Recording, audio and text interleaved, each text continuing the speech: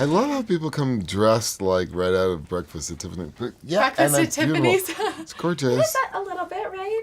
It's we it's a gotta look real. our best. You do look your. It's a really wonderful thing. Thank you. So Groot was actually probably my favorite character, even though he only had like 3 words.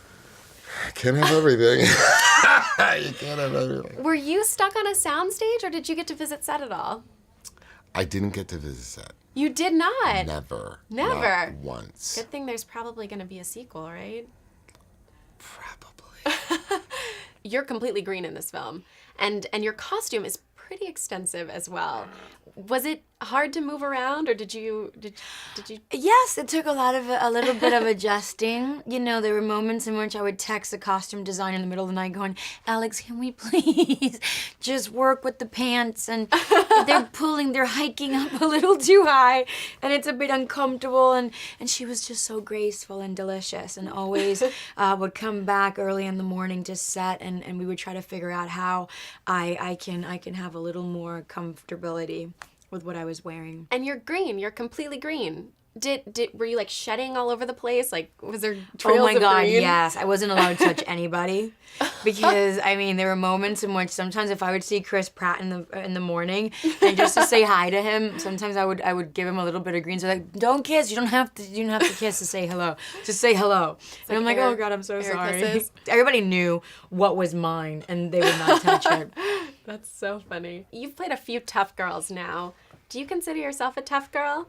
Yes, but and yet no. You know, if I see a spider in the house, I freak out like any woman would.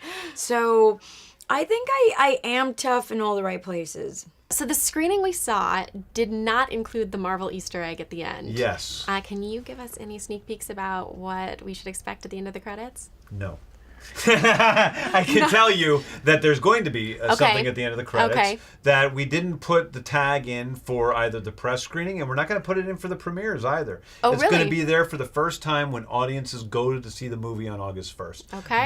That's when it's there. And so I think it'll introduce an entire new element to the Marvel Universe. Interesting. This is your first Marvel film, and it's quite the introduction into the Marvel Universe. Was it daunting taking on this franchise at all? Now, for me, it was mostly exciting. You know, I felt very attuned to the movie.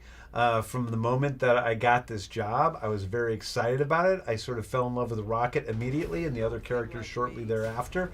And for me, it was an opportunity. You know, my last movie cost $3 million to make.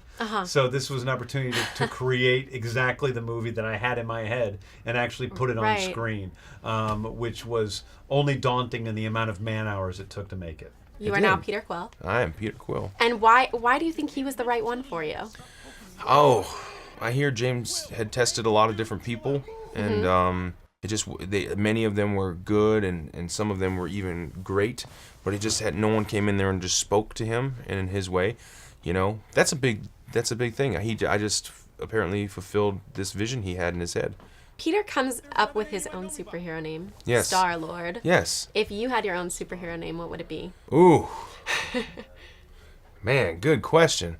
I'd have to think about it, but it'd probably be something like Turd Man. Turd Man. I don't think you had to think about that one for very long. He's pretty awesome. Okay, all right. He can crap. He can crap. Turd Man. He can crap your pants. Boom. That would be his superhero. Just crapped your pants. Yeah.